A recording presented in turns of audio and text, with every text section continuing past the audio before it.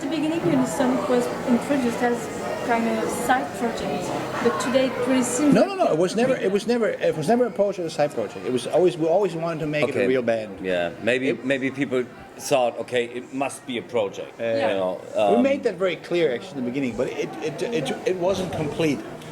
We. But the small one is safer. Yeah, small one. No, we wanted it to be. I got tired of doing everything on my own or doing just projects, even though it's fun to do because it's easy to do. You know, just doing vocals for a record and stuff like that. I wanted to be in a band again. And now with Instant Arrival, does it change the way you work? Totally.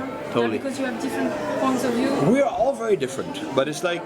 As you can see, we started Unisonic 2009 with the plan of releasing the record 2010 January.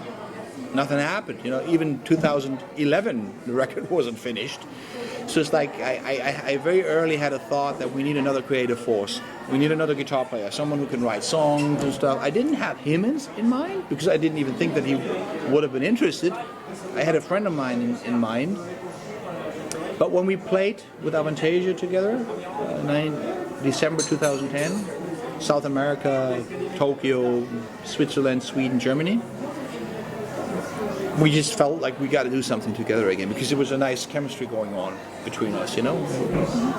And is it difficult to arrive in a band that already exists, that already have songs? How do you get involved? Normally it would. We didn't really exist. There was no restrictions. There was no record.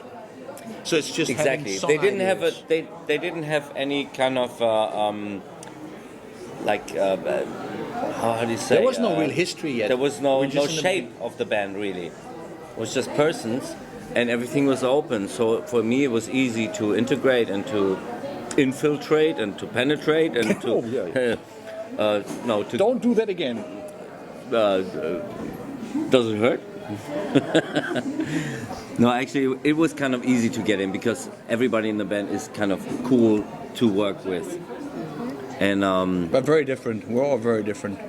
Oh, but we're all the same. We're all different, but all the same. All the same, different. 2 eyes, 2 ears. So the band is completely schizophrenic, like different but all the same. Yeah, we're all grown up. We're old enough now. Yeah. So we have had our childhoods, you know. I think that sums it up. We are part of. All of us still remains little children, little boys that want to play. All musicians. Not everybody. But most musicians. I know some that are not like that. Really? Yeah. They're not good then. But we are really we have a lot in common on that side. And on the other side, we are all grown-up men that know how to handle situations. We have had this experience. I mean, I have been through all crap with Halloween. He has been through all crap with Halloween. We have had all the bullshit going on, even business side or in the band. You learn out of that. You know, you just take things easier and live and let live, you know? So now you have only the good sides of things, like the fun of being young and the experience. I'm 12. Yeah, being not so young. 12 and a half. Yeah, 12 and a half. Exactly. 13 maybe. Okay, going back in history, how did you find the band's name? What's the story? Difficult. I was really desperate for a while. We were fooling around with names. There was silly stuff going on. I don't like these stupid metal names, you know, like what is it? Killer of Giants. Eternal devastation from hell. Or, I hate that stuff. On one end, you want a good sounding name, but you don't want it to be overblown. You don't want to be meaningless. It's very difficult. It's really difficult. For a while, I thought we would never find a name. Really, I thought we would never find a name. That's it. You know, we can't make a band. Everything's there, but we don't have a name. Just the band, exactly. The Who. Yeah. But then, in the end, we had 2 names. One was like Unison, blah blah blah, and the other was Sonic, blah blah blah. And then Costa went like just the 2. And then we had Unisonic. And I thought, that's it. I was actually the only one. He wasn't there then. I was the only one who was totally convinced about it. I thought that's perfect. It says Unison Sonic. Like music in unison or universal sonic. It's a good meaning. It fits the band. The cover shows it a little bit. It sounds nice. It could fit any type of music. It's not overblown. It has a good meaning. Sounds great. So I was really happy, and I like the logo. The guy who did the logo was also doing like Backstreet Boys and stuff. He wanted a good-looking logo, you know, something you recognize just by the shape. So I'm really happy with it. Me too. But for a long time, I like it. I was desperate. I thought we'd never find a name. It's always hard to find a cool band name that is fulfilling all your needs. Sometimes you have it like you like a band name in the first days. You think it's cool, but the longer you live with it, the more you I just think like it's it. like Luckily with Unisonic it stays like that. I still like it. Always on history, the previous bands like have a big memory. Of course. What do you think about that? It's natural. They always do that. I mean, of course, 20 years we haven't been doing much. A little bit. A little bit. He was on my first solo record. I sang on the Gamma Ray and stuff like that. We were always a little bit in touch because we never really had problems, you know. Of course, I hated him when he left Halloween, but as soon as I got out, we were okay again. You remember when we met in Uptown? Sure. You were like, okay. We were talking books, you know. Yeah, and everything right. was fine then. What was the question again? The comparison. The comparison. They It's always fair do enough. that. They always do that. We expect that. We expect that, and we know people will do that. And of course, As much as we are us, it will be the thing. I mean, I can't avoid the way I sound. He can't avoid the way he makes songs and plays guitar. And when I sing a song that he does, it'll always have a bit of that vibe. But we're certainly not trying to keep to copy any of the stuff that we've done in the past. no. We always say that in the other interviews too. When you look at Waltz Jericho, Keeper 1, Keeper 2, they're always different.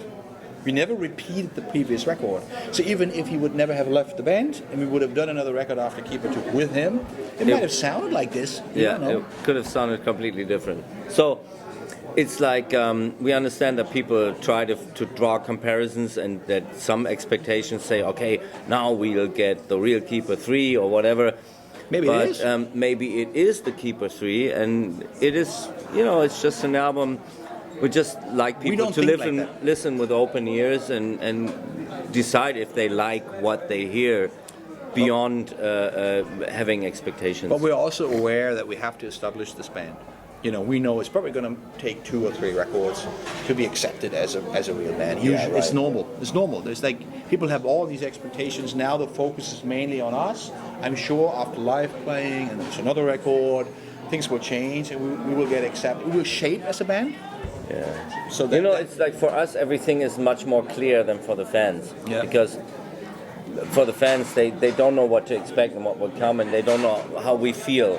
They say, maybe some people expect that. They say, they want to make some money, and therefore they get together and stuff like that. I have to make some money, but I never do anything. Yeah, just but for we that. never would do that for that reason. No. And actually, we have to prove over the time that we're worth, That's what considering that we're a serious band. I don't know anything else to do. For us, it feels like it, but that doesn't mean for a fan. If I would imagine Richie Blackmore and Ian Gillan getting together and doing a band and saying it's a band, I would say, well, nice. And even if the album is great, it would take me 2 or 3 albums to really believe it and really say, okay, this is a band. And that's the same thing it we're was going one of the through. first things he said. It's going to take 2 or 3 records until we really are established and accepted as a band. But Unisonic for the moment is your priority. Absolutely, And how do you manage to deal with all your projects? That will be not as intense. The thing is, he still has Gamma Ray, and we want him to keep it. You know, we don't want to piss off Gamma Ray fans. You know, he has a lot of fans, and I don't think it's a problem. We don't want to overdo Unisonic either. We're not going to overkill touring or something. We're going to do it nicely. No, we're not going to plan everybody's wedding. No. The thing is, so if you guys plan to marry or somebody plans to marry, don't expect us to play. No, we're not. Also, sorry, phone booths are also excluded. We don't play there. But it is like when he has a Gamma Ray year where Unisonic is less busy, I might be doing another Parts of Dome or another Kiska Somerville, whatever is interesting to do. Now let's talk a little about the music itself. Some people would say that the album is not pure heavy metal. No, It is not. We don't want to be pure. We want to be a rock band, not afraid of doing metal, but also doing everything else. We want to be another Queen. Yeah, we keep it open and say, as far as I analyze what we've done, because we didn't really define it before. We didn't say, oh, this can't be metal, or this can't be this, or we just said, let's start, and everything is allowed, and in a certain range. Now, when I look at it, it ranges from pop to rock to hard rock to metal. That's our range, and within that, everything's cool. I have always been very open-minded when it comes to music. When I started with Elvis, I still love the man to death, and I got into metal when I was like 15. Judas Priest, Iron Maiden, these type of bands. Grew up with them, but at the same time I was listening to U2, Kate Bush, Barbara Streisand even, very soft stuff. I always was very open-minded, and anything where I get a kick out and that has some sort of emotional quality, some spirit or whatever, I go for it. I'm not afraid of anything, What is the secret to keep your voice the way it is? I think I'm doing it right. It has to do with treating it right. If you should never hurt, and you have to develop a good technique of singing so that you don't blow up your voice. Don't shout too much. It just has to sound good. I don't know. I just think I was lucky to find the right way of doing it. It should never hurt. If it hurts, you do something wrong. Yeah. What do you think, except the single, maybe, would be the best song to represent the whole album? Very difficult because they're all so different. Yeah, right. I mean, I have my favorites. I like Star Rider a lot, but you can't really. I mean, they're all it's very hard different. to choose a song that really represents the whole album, the whole entity of the album. I think the album represents the album. You can't really pick just one song. Yeah, it's very hard. And on the contrary, is there a song that you feel maybe less comfortable with? No. I like them all for what they are. I like some less to sing. I've tried as a bitch. That's a great song. It's a great song, but it's a bitch to sing. Soul's Alive is also a bitch to sing. The rest is pretty much fun.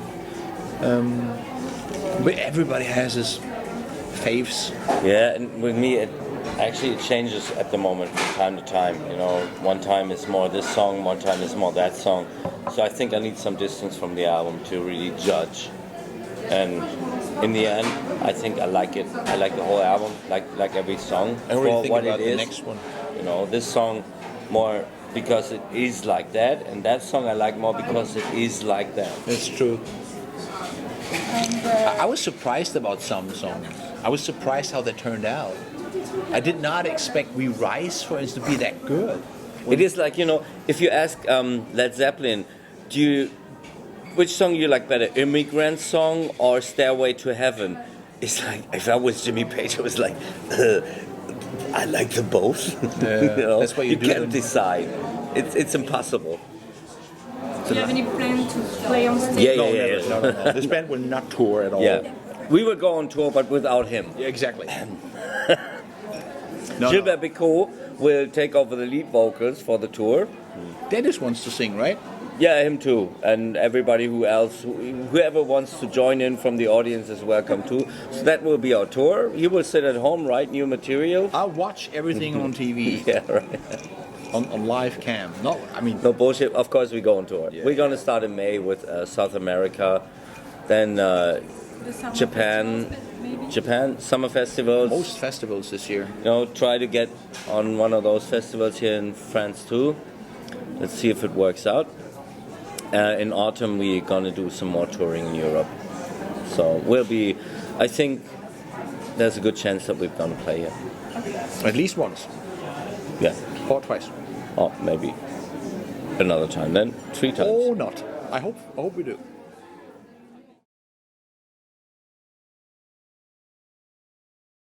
Me tonight. No, I would prefer somebody else. Are you sorry?